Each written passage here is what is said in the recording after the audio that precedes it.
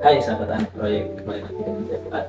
Kali ini kita akan membahas bahwa apakah bisa kita sebagai orang yang berasal dari keluarga yang tidak mampu, kita bisa menjadi seseorang yang kaya raya. Perlu diketahui bahwasanya kekayaan itu ada pembuatnya, ada man behind the gun atau man-made poverty. Jadi ada sosok yang membuat kekayaan ini terjadi. Apa itu? Kita harus tahu dulu. Di Indonesia itu struktur ekonomi, politik dan sosial kita itu memproduksi sangat kecil atau hanya sebagian kecil saja orang-orang kaya, dan sebagian besarnya itu adalah orang-orang yang miskin. Jadi struktur ini sudah menjadi hal yang lazim bahwa yang kaya makin kaya, yang miskin makin miskin. Ini seolah-olah kita akan sulit mengejar Amerika Serikat seperti China. Pendapatan per kapita mereka senantiasa kita seolah-olah kok kita menjadi negara yang hanya middle saja, tidak bisa menjadi negara berkembang.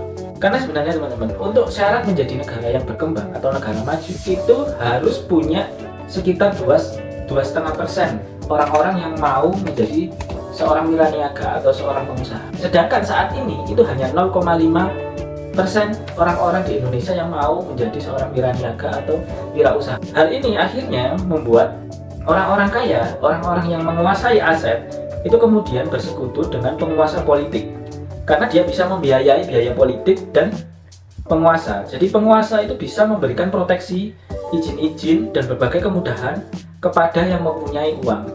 Untuk itu mengapa kok kita akan sangat sulit lepas dari yang namanya kemiskinan. Dan bagaimana kemudian solusinya? Kata kuncinya adalah di bagaimana memeratakan penguasaan aset.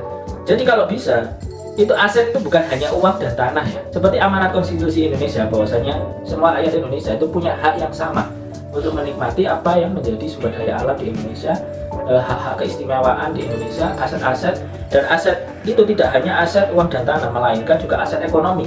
Misalkan akses informasi terhadap pasar, akses informasi terhadap data, akses pembiayaan, akses teknologi, dan akses pengambilan keputusan.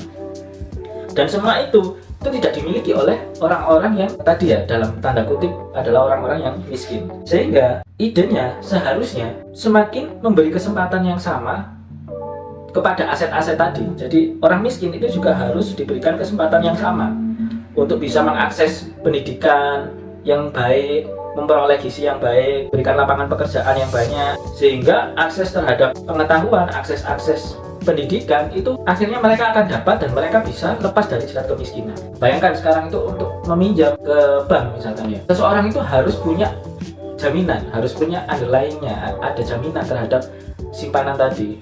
Nah, bagi orang-orang yang tidak punya aset, nah ini sering dihadapi oleh wirausaha, wiraniaga, bahkan orang swasta dan profesi-profesi lainnya. Dan sehingga apa yang menjadi solusi kita? Kita banyakin orang yang itu mau berusaha, orang yang mau membuka lapangan pekerjaan seluas-luasnya. Jadi kita sebagai pengusaha itu harus mempunyai tekad kuat, walaupun background kita itu tidak relevan atau ya background kita bukan dari orang kaya. Kita harus bekerja keras supaya apa? Membangun masyarakat yang mandiri, lebih terhormat, lebih bermartabat, tidak semata individual. Sehingga persentase pengusaha di Indonesia itu akan senantiasa meningkat, tidak hanya 0,5% tapi menjadi 2,5%. Dan pengusaha-pengusaha tersebut juga harus memberikan pendidikan bagi pengusaha lainnya supaya menjadi pengusaha yang nasionalis, bukan nasionalis yang itu oligarki atau nasionalis yang kolonial, tapi nasionalis yang kerakyatan, yang berpihak pada rakyat kecil. Jadi kalau ingin terwujud, itulah hal-hal yang harus dimiliki oleh seorang wiraniaga. Mindsetnya adalah kita sebagai wiraniaga yang efektif,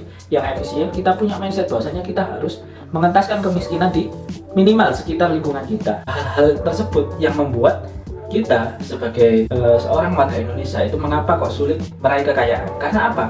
Karena kita sendiri itu tidak adanya akses ke pendidikan. Jadi pendidikan adalah salah satu atau sebagai sarana kita untuk bisa meraih sebuah kekayaan yang kita impikan. Sehingga rubah mindset Anda dengan apa? Kalian bisa mengikuti setiap pelatihan gratis misalkan di channel saya ya. Misalkan kita bisa bertukar pikiran lewat apa ya?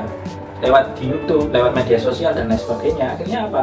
Kita akan dapat informasi, kita akan dapat akses. Oh, bagaimana caranya kita meraih modal, mendapatkan modal. Misalkan kita bagaimana caranya kita mendapatkan akses terhadap misalkan legalitas dan lain sebagainya, bagaimana kita caranya memasarkan yang baik dan lain sebagainya, itu harus lewat pendidikan. Jadi pendidikan itu hal yang utama, dan para pengusaha atau para wirausaha itu sebaiknya memberikan juga pendidikan-pendidikan terhadap masyarakat.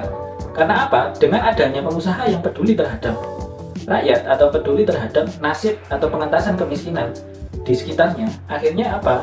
Mereka mau turun gunung untuk memberikan pendidikan-pendidikan kepada masyarakat untuk lepas dari jeratan kemiskinan. Sehingga mari teman-teman kita bersama-sama untuk senantiasa membuka wawasan kita. Ibaratnya kita senantiasa membaca buku, membaca informasi, karena buku adalah jendela dunia. Jadi janganlah untuk belajar, teruslah belajar dan jadilah orang yang bermanfaat bagi banyak orang. Oke, sekian dari saya. Salam anak proyek.